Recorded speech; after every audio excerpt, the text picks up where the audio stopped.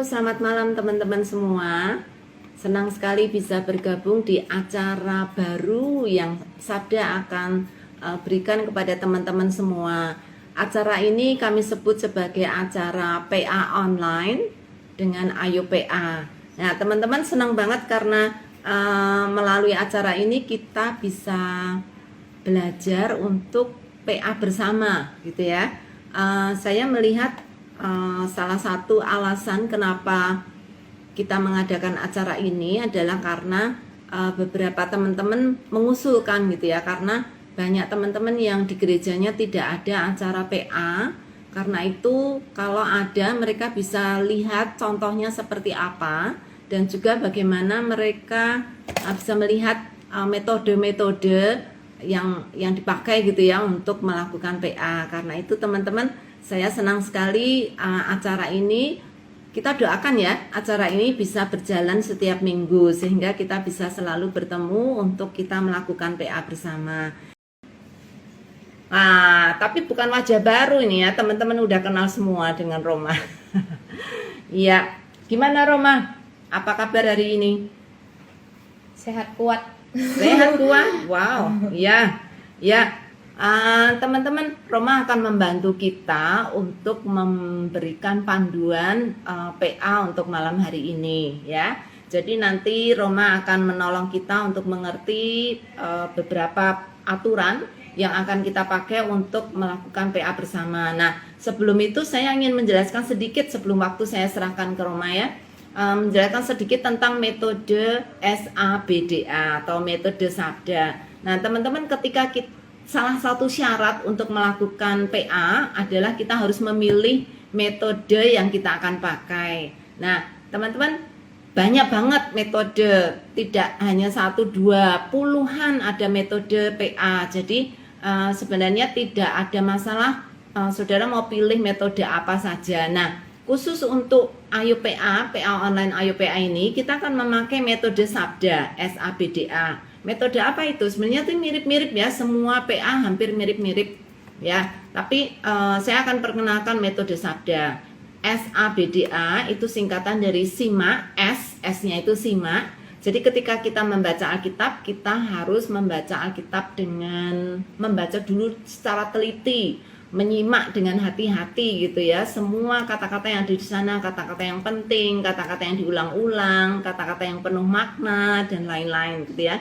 Lalu kita juga sering perlu bandingkan, kalau kita nggak ngerti ada satu kata yang nggak ngerti artinya, kita bandingkan dengan versi yang lain gitu ya. Atau saudara juga bisa bandingkan dengan audio supaya saudara bisa mengerti atau memahami, merenungkan dengan lebih baik. Kemudian A itu adalah analisa. Jadi ketika kita membaca, kita mulai menganalisa dengan lebih teliti konteks dari ayat ini, kemudian latar belakang dari ayat ini, kemudian apa saja yang siapa saja yang ada di sana dan hal penting apa, peristiwa apa yang terjadi dan lain-lain gitu ya. Kemudian yang B itu belajar. Dari kita menyimak seluruh perikop atau seluruh pasal dari yang kita pelajari, lalu kita menyimpulkan kira-kira pelajaran apa yang kita dapat gitu ya dari apa yang sudah kita pelajari. Nah, kalau kita mempelajari satu pasal seperti malam hari ini kita akan mempelajari satu pasal, itu banyak banget ya. Jadi tergantung waktu yang saudara punya. Kalau waktunya nggak banyak, ya kita nggak bisa membahas ayat terlalu banyak. Seperti malam hari ini, waktunya cuma setengah jam, jadi mungkin nggak akan bisa membahas seluruh pasal. Nah, itu B ya. Kemudian D itu artinya diskusi atau doa. Jadi setelah kita mendapatkan apa yang kita pelajari, kita doakan supaya apa yang kita pelajari itu betul-betul Tuhan yang berbicara kepada kita. Lalu yang terakhir A, SABDA, A terakhir itu adalah aplikasi. Jadi setelah kita mempelajari dan kita mendapatkan pelajaran yang penting, lalu jangan lupa kita harus aplikasikan, terapkan. Karena kalau ayat Alkitab atau firman Tuhan ini kita cuma pikir dan kita pelajari secara kepala saja, maka tidak akan banyak gunanya. Tapi benar-benar harus diterapkan. Apa yang Tuhan ingin kita lakukan, apa yang ingin Tuhan ajarkan kepada kita itu harus dilaksanakan, bukan cuma sekedar teori saja. Nah, itu metode A. Gimana? Udah siap? Siap pastinya. Iya. Tapi saya nggak sendiri. Oh, ada banyak teman. Iya, hari ini kita membahas apa nih? Pasal apa yang akan kita lakukan untuk digali? Nah, hari ini kita akan PA bersama dari kitab Kisah Para Rasul, tapi hanya satu pasal, yaitu pasal yang pertama, gitu ya. Ya. Nanti teman-teman sekalian bisa langsung buka Alkitabnya ya. Iya. Jadi siapkan di depan ya, kalau ada Alkitab digital boleh, kalau enggak Alkitab kayak saya ini, kalau di rumah saya lebih senang pakai buku karena bisa melihat keseluruhan gitu ya. Iya. Gimana? Ya, Siap? siap. Tapi sebelum kita mulai kita mau berdoa dulu. Iya, sip. Itu langkah pertama ya sebelum melakukan PA, langkah 0. Bukan 1 2 tapi langkah 0 adalah berdoa. Mari kita berdoa. Yuk, Roma.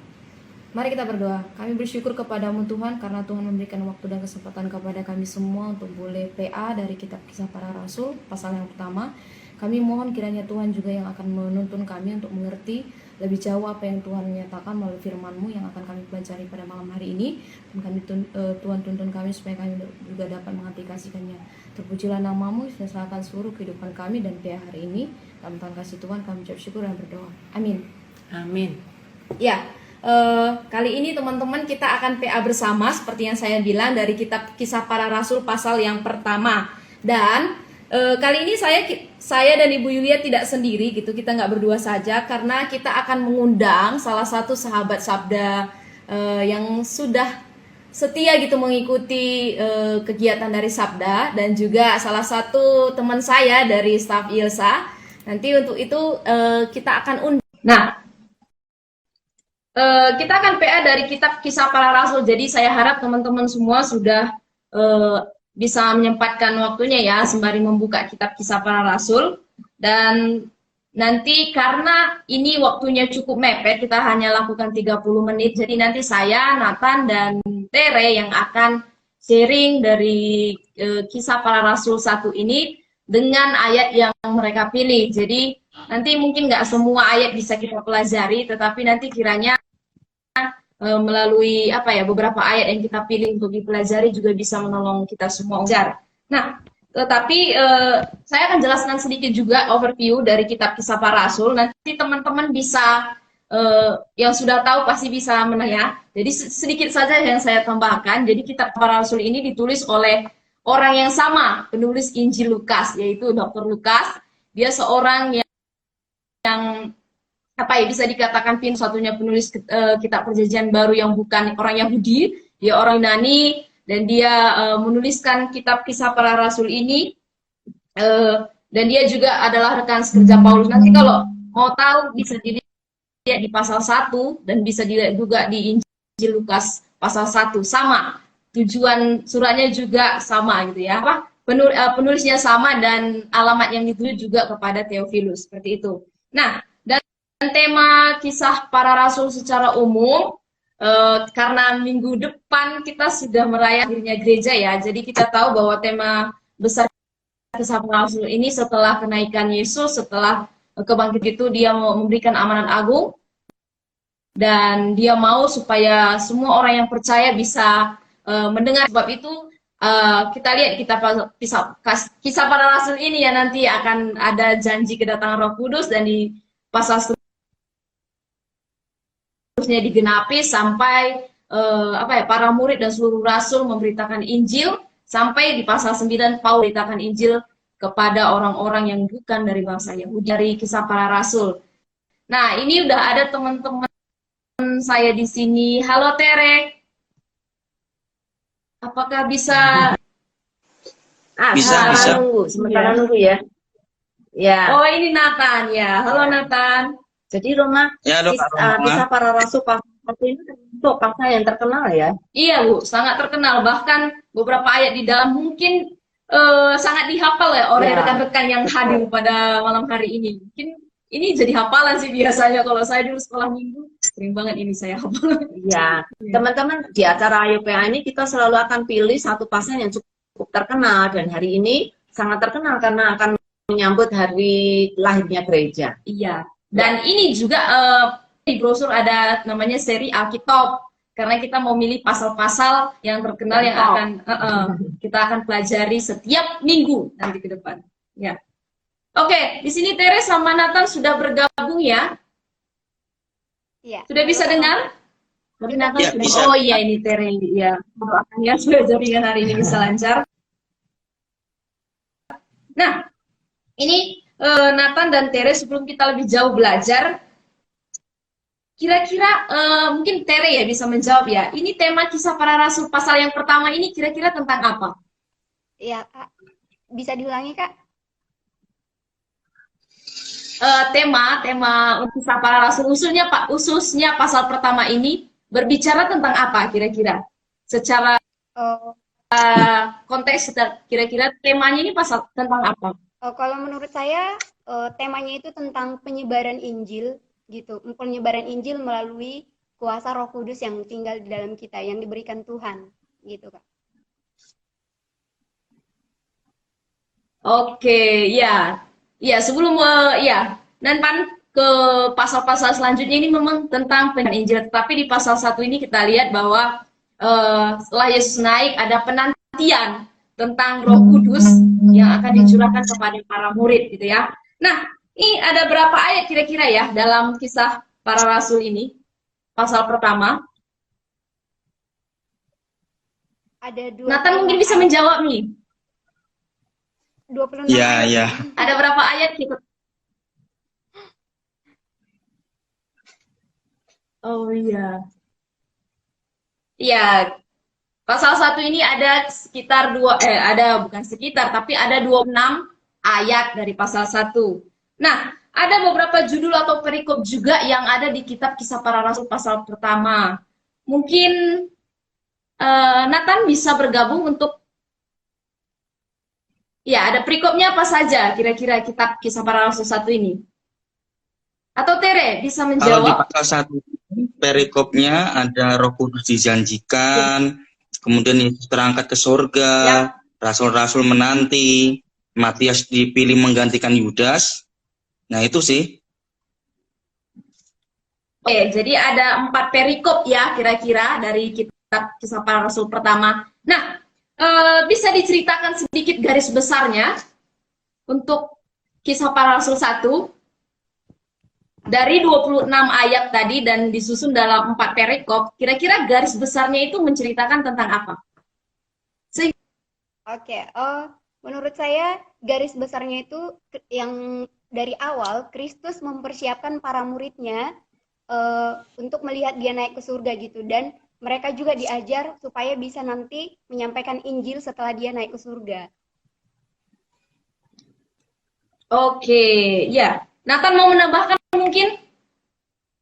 Ya, kurang lebih sama seperti Kak Tere ya. Intinya tentang mempersiapkan para murid-murid untuk menerima janji Allah sebelum mereka nantinya akan terjun ke dalam pemberitaan Injil ke sekitar-sekitar Yerusalem, kemudian bahkan sampai ke luar dari Yerusalem lah begitu. Persiapan. Oke, benar sekali. Persiapan dan penantian ya. Jadi dari perikop yang dijelaskan Nathan dan juga Tere tadi, kita tahu di sini bahwa sebelum Yesus naik ke surga, dia menyuruh murid-murid tinggal di Yerusalem. Dan setelah Yesus naik ke surga, ada malaikat. Nanti kalau kita lihat di pasal 1 ada malaikat yang mengatakan tentang janji juga tentang Kristus yang kedua kali. Dan setelah itu mereka kembali Yerusalem dan menanti akan turunnya Roh Kudus. Dan di pasal itu juga karena Yudas saat itu sudah mati, maka ke-12 rasul juga akan tetap sama, akan tetap 12, jadi dipilihlah Matius yang Nah, oke.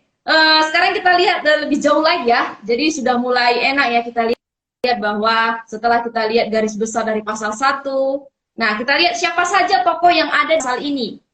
Nah, teman-teman bisa sebutkan siapa ada tokohnya, ada banyak sekali tokoh yang ada di pasal 1 ini. Dari siapa dulu Tere? nih? Oh, iya. Di pasal 1 ini, kalau yang sudah saya baca itu ada Allah yang pertama, habis itu Yesus, Roh Kudus, Lukas, Theophilus, Yohanes Pembaptis, murid-murid Yesus, Maria ibu Yesus, Petrus, Daud, Yudas, Yusuf, sama Matias. Banyak sekali ya. Ya. Ya, pasal 1 ini penuh nama-nama ya. Banyak. Bahkan bukan cuma pasal 1, Bu. Seluruh kitab kisah Iya. para rasul isinya banyak sekali nama. Iya. Iya. Jadi banyak sekali ya, Ter. Ada lagi 120 orang yang menanti, Iya. Matias, dan lain-lain. Jadi banyak sekali tokoh yang ada di dalam kitab kisah para rasul 1 ini. Dan kata yang sering diulang di sini nanti kalau teman-teman baca lagi secara keseluruhan ada Roh Kudus. Udah pasti ini diulang berkali-kali. Ada yang bilang juga kisah para rasul ini kitabnya Roh Kudus gitu. Kitabnya Roh Kudus. Ada baptisan, berdoa, berkumpul, dan juga penantian. Nah, kita sudah lihat lebih jauh, sudah melihat apa saja, sudah melihat overview-nya. Kira-kira kesan umum yang Nathan dan juga Tere dapatkan dari kitab kisah para rasul ini. Singkat saja kesan umumnya apa? Ketika melihat tadi gambarannya lebih jauh tentang hal ini. Ya. Mungkin Nathan ya bisa menjawab ya. Oke, saya ya.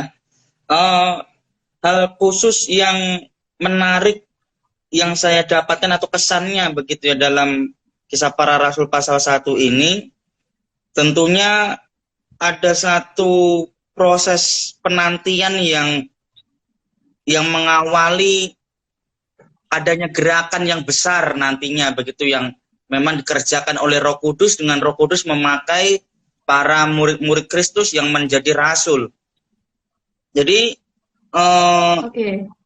para rasul 1 ini bisa menjadi fondasi dasar bagi gereja-gereja untuk melakukan misi, begitu sih.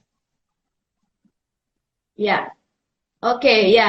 Itu kesan umum ya yang mungkin didapatkan oleh Nathan dari kisah para rasul 1. Nah, sekarang teman-teman, bukan hanya Nathan juga Tere, teman-teman nanti silakan tuliskan di kolom komentar pelajaran apa yang teman-teman dapatkan atau hikmat apa yang teman-teman dapatkan ketika membaca kitab kisah para rasul pasal yang pertama. Saya akan tanya Tere, ayat yang berkesan atau tertarik dengan ayat mana dari kisah para rasul 1 ini, Ter? 26 ayat yang ada, terkesan dan tertarik dengan ayat yang mana? Yang kamu pilih? Saya terkesan dengan ayat yang 8, Kak. Yang akan tetapi kamu akan menerima kuasa ayat 8. Telah datang kepadamu, dan kamu akan menjadi saksi-saksiku di Yerusalem, di seluruh Yudea dan Samaria, dan sampai ke bagian bumi paling ujung. Nah, ini ayat hafalan ya. Ini ayat 8 ini ayat hafalan seluruh umat ini. Nah, kenapa tertarik dengan ayat itu kira-kira? Kenapa tertarik dan kenapa memilih? Mungkin ada kata-kata yang ditekankan di situ, mungkin ada sesuatu yang mungkin bisa dipelajari gitu. Kenapa tertarik? Belum sampai ke pelajaran ya. Kenapa tertarik dulu dengan ayatnya? Waktu membaca ini kayak ini, kesannya itu kayak ini adalah kata kunci gitu di pasal ini. Jadi ketika kita mau memberitakan Injil dari semua yang dijelaskan di pasal pertama ini, kalau kita nggak karena kuasa Roh Kudus kita nggak akan bisa melakukan itu gitu. Jadi setiap anak-anak Tuhan yang bisa memberitakan Injil itu pasti karena tuntunan Roh Kudus gitu loh. Gitu, Kak. Oke, berarti semuanya karena Kudus ya? Iya. Ya, kalau kuasa di situ berarti ada satu pergerakan gitu, ada satu Kudus yang menggerakkan. Nah, ini kalau Nathan mengertarik. Oh, tadi pilih ayat berapa ya? Kalau Nathan belum saya tanya ternyata. Pilih ayat berapa, Nathan? Kalau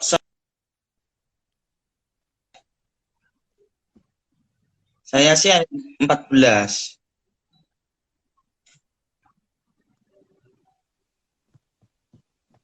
Putus. Oke, sepertinya Nathan selesaikan. Iya. Ayat 14 kayaknya, Kak. Bisa kembali. Ayat 14. Kenapa tertarik dengan ayat 14? Ya, di ayat 14 ini kan dikatakan mereka semua bertekun dengan sehati dalam doa bersama-sama dengan beberapa perempuan serta Maria, ibu Yesus, dan dengan saudara-saudara Yesus. Jadi kalau kita melihat latar belakangnya adalah di mana waktu itu malaikat Tuhan cuma tanya, mengapa kamu berdiri melihat ke langit? Kemudian akhirnya kembalilah rasul-rasul beserta semua orang pada waktu itu ke Yerusalem, dan mereka naik ke loteng begitu ya. Dan mereka ke loteng itu bukan duduk, bukan tidur, bukan makan-makan, enggak, tetapi mereka langsung melakukan satu sikap yang penting, yaitu berdoa. Dan pelajaran penting yang dalam berdoa ini, mereka berdoa dengan sungguh-sungguh. Ya. Oke, udah langsung ke pelajaran pentingnya ya. Ya. Jadi pelajaran penting yang didapat tadi dari ayat 14 ini gimana, Nathan? Adanya doa yang bersungguh-sungguh, doa yang sungguh-sungguh sih, dan konstan yang mereka lakukan. Suaranya kok hilang? Hilang. Suaranya kecil, Nathan. Iya. Ya, kita berdoa untuk jaringan teman-teman yang join hari ini ya.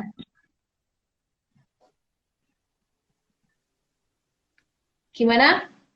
Oke, lanjut dulu ke Tere ya. Jadi ketika tadi memilih ayat 8 dan terkesan tertarik dengan kuasa Roh Kudus yang menggerakkan untuk pemerintahan Injil, pelajaran apa yang Tere dapatkan dari ayat ini? Pelajarannya itu di sini peringatan gitu. Kalau tugas kita sebagai anak Tuhan itu ya memberitakan kebenaran tentang Yesus gitu. Jadi bukan tentang diri kita sendiri, gereja atau pelayanan yang kita kerjakan seberapa hebatnya gitu. Tapi juga di sini tetap diingatkan bahwa kuasa Roh Kudus yang menuntun kita gitu. Jadi tanpa Roh Kudus semua hal yang kita lakukan tentang penginjilan itu akan sia-sia gitu loh. Itu Kak. Ya, itu tadi Tere kayaknya menjelaskan tentang kata saksi nih di ayat ini ya. Iya. Jadi ada dua kata penting ya di situ ya Tere. Satu kuasa, yang satu menjadi saksi. Saksi, iya Bu. Ya.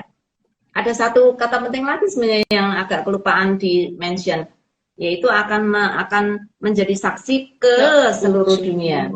Nah, kalau kita sekarang di zaman digital bukan hanya ke ujung dunia nih, tapi ujung jari ya, ujung pandang, ujung jari ya, yang biasa kita dengar. Nah, kalau tadi pelajarannya tentang doa ayat 14 bisa diulangi karena tadi jaringannya cukup ini.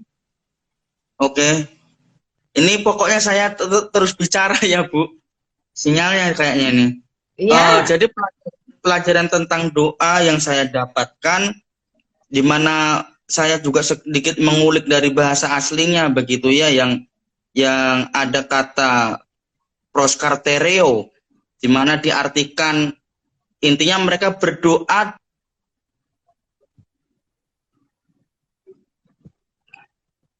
mereka terus berdoa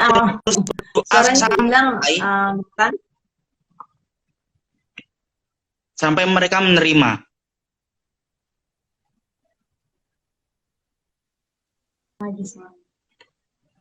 Wah, suaranya naik turun.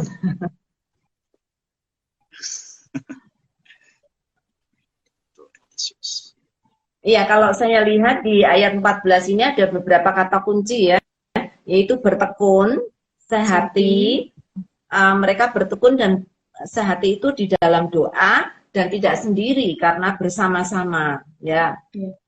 Nah, jadi tadi ketika Nathan jelaskan tentang doa, tekun dan dilakukan bersama-sama, ini bukan hanya di ayat ini ya. Kalau kita lihat di kitab Kisah Para Rasul ini sangat doa gitu.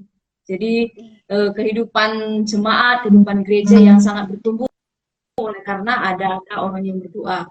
Nah, ke Tere lagi ya, karena Nathan masih jaringannya cukup terkendala dengan jaringan. Jadi ketika tadi Tere belajar tentang kuasa dan juga bersaksi sampai ke ujung bumi, dan kalau Tere juga ada di dunia digital, ya, sampai di dunia digital. Nah, kira-kira apa relevansinya nih bagi kehidupan zaman sekarang kira-kira Tere? tadi udah sempat dibahas ya tentang dunia digital gitu. Ya, kebetulan ketika sebelum PA ini kan PA sendiri dulu gitu. Jadi kalau melihat sekarang itu kan sudah sangat banyak Tere, alat-alat suaramu kurang studi, keras, Tere. eh, sudah sangat banyak alat-alat studi gitu yang bisa mendukung ketika kita belajar firman Tuhan gitu atau mempersiapkan kita untuk menginjili gitu. Tapi di sini eh, untuk sekarang itu kita tetap nggak boleh lupa kalau Tuhan mungkin mengaruniakan alat-alat itu, bahkan juga bahan-bahan yang udah bisa mendukung untuk kita menyampaikan Injil itu, kita nggak boleh lupa gitu kalau keberhasilan dalam menginjili itu tetap karena tuntunan Roh Kudus gitu. Jadi bukan kemampuan kita ketika melakukan kesaksian itu gitu. Itu sih relevansinya dengan sekarang, meskipun banyak hal-hal yang mendukung kita mudah melakukan penginjilan, tetap kita harus meminta tuntunan Roh Kudus dalam mengerjakan semuanya. Amin. Nah, ini ternyata ada tanggapan dari teman-teman yang bergabung, Tere. Ada Kak Aser di sini ketika kamu memilih ayat, dikatakan ayat kunci KPR ini menanggapi pilihan dari Tere gitu. Nah, ada juga tanggapan dari Ibu Victoria yang akan memilih ayat 14 juga dikatakan ayat 14 ini mengajarkan kita untuk tetap tekun, bersehati dalam doa bersama-sama. Ya, kuncinya tadi tekun, bersehati, berdoa bersama-sama. Iya, ada tanggapan lagi. Nah, ini dari Pak Daniel. Dia katakan Roh Kudus dijanjikan kepada para murid-murid sebelum mereka memban amanat agung, kuasa, atau dunamos.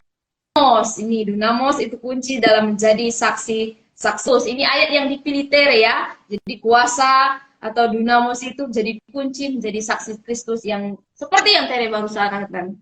Nah, ini apakah Nathan sekarang udah bisa bergabung nih? Cek. Oke. Waduh. Ya. Kamu terpental terus nih kayaknya. Coding lagi. Oke. Iya. Kita kembali ke Tere kalau begitu.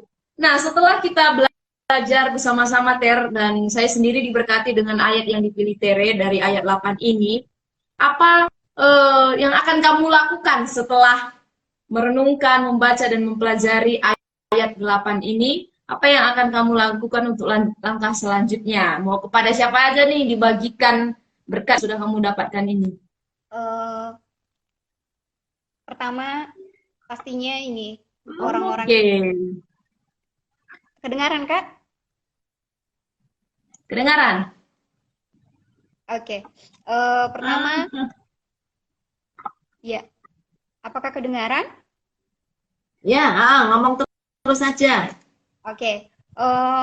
Pastinya melakukannya dengan orang-orang yang di sekitar terlebih dahulu gitu. Dengan hal-hal sepele, apalagi tentang penginjilan. Banyak orang yang belum mengenal Tuhan Yesus. Ketika merenungkan ini, saya kepikiran gitu. Apakah contohnya ketika saya pergi naik Gojek atau apa, biasanya itu saya akan ajak mereka bercerita gitu. Bercerita apa pengalaman mereka, gimana kesannya ketika naik bawa Gojek gitu. Dan dari situ kita mulai masuk gitu. Kita mulai mengatakan bahwa semua yang didapatkan saat itu adalah karena kebaikan Tuhan gitu. Jadi mulai dari orang-orang sekitar dulu tetap menyampaikan Injil itu, menyampaikan siapa Tuhan Yesus yang udah memelihara kehidupannya. Selain itu juga bisa mempergunakan media sosial yang ada sekarang. Sudah sangat banyak gitu, ada Facebook, ada Instagram, bahkan juga WA group. Di situ juga bisa menjadi kesempatan kita untuk menyampaikan kebenaran firman Tuhan. Oke, jadi penggerak ya, jadi saksi dimanapun berada di sekitar kita. Nah, kalau Nathan, nah mungkin ini karena waktunya udah sangat mepet, langsung bagikan untuk relevansi dan aplikasinya yang didapatkan dari ayat. Oke, ini kedengaran ya? Wah, gimana? Ya, kedengaran. Oke. Kalau aplikasi yang bisa saya sampaikan, karena konteks doa di dalam ayat 14 ini kan doa persekutuan. Jadi di dalam doa persekutuan itu hendaklah setiap yang ada dalam doa persekutuan itu sehati, sepikir, tidak mementingkan dirinya, tetapi sehati sepikir untuk berdoa demi kelompok itu tersebut sih, demi persekutuan itu, demi kepentingan Tuhan intinya, bukan kepentingannya sendiri. Misal kalau punya masalah, ya jangan mengedepankan supaya doanya masalahnya diselesaikan Tuhan, tetapi lebih kepada mari bersekutu dengan sungguh-sungguh, minta apa sih yang Tuhan kehendaki untuk persekutuan itu, begitu di dalam doa tentunya. Oke, jadi aplikasi yang akan diambil berarti saya akan hidup dalam persekutuan dan berdoa, gitu ya?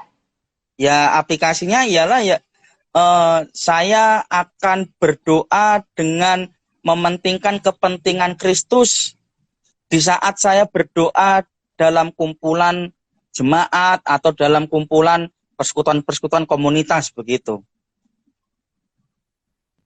Ya, oke, ya. Jadi dari dua ayat yang dipilih oleh Terry dan juga Nathan, bukan saya saja, bukan Ibu Yulia saja, tapi teman-teman di sini yang hadir dalam acara bersama ini kita mendengar ya bahwa kitab Kisah Para Rasul 1 ini sangat syarat dengan hubungannya dengan aksi, kuasa, dan juga kehidupan yang berdoa gitu. Dan dalam penantian akan datangnya Roh Kudus, seluruh jemaat atau murid-murid yang ada saat itu juga boleh bertumbuh dalam bersekutu dan juga di dalam doa, tekun di dalam kehidupan berdoa. Nah, terima kasih nih, waktunya terus berjalan. Terima kasih untuk Nathan dan Tere yang sudah bergabung dalam PH Share berkat yang diterima ini kepada teman-temannya atau di akun-akun komunitas yang dimiliki gitu, sehingga semakin banyak orang juga yang kenal kebenaran tentang firman Tuhan. Nah, untuk kesimpulannya mungkin Ibu Yulia akan menyimpulkan dan menutup acara kita hari ini. Iya, senang sekali bisa membicarakan firman Tuhan pada malam hari ini.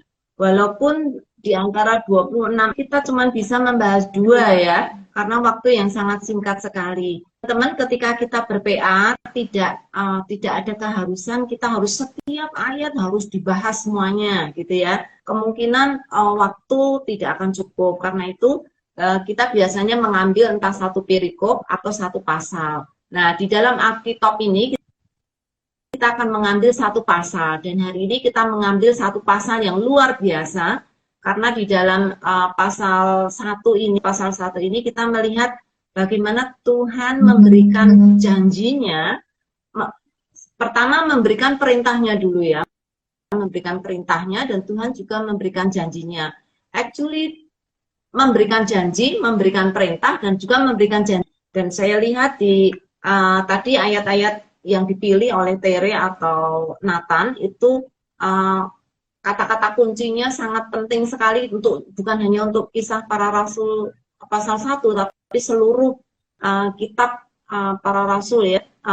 Jadi ketika Tuhan memberikan perintah, Tuhan juga memberikan janji, dan Tuhan memberikan kemungkinan kepada kita untuk punya kemampuan untuk membagikan apa yang Tuhan sudah berikan pada kita.